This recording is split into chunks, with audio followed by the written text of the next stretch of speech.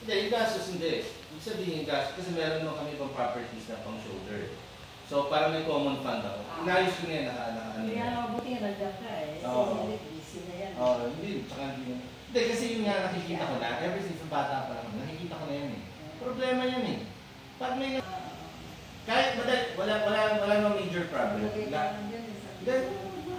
Basta marunong ka. Ang annotation, hindi mo madadaan sa lagayan. Kasi yan, dadaan sa korte. Dadaan sa korte. Dadaan ka sa proseso. Pero ang proseso na yan, matagal.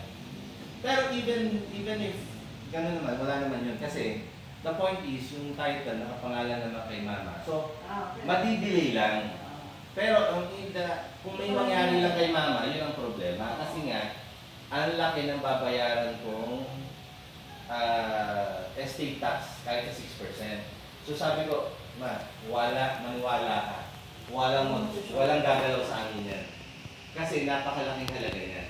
Yung binili ni Papa mo sa probinsya. Hindi, may mga problema yung iba doon. Wala naman sa binili niya. Yung sa Cagayan de Oro. Wala. Hindi naman tinuloy yun. Parang pinapalakan niya yung Israeli.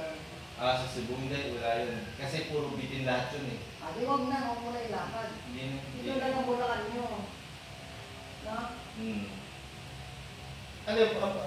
Bakit laro ko sa Bulacan? Ang Bulacan, ano yun?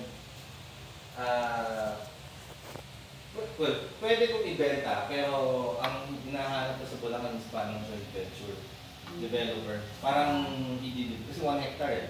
Tapos commercial space, pwede kang magtayo ng Yun yung taniman yun, ano? taniman.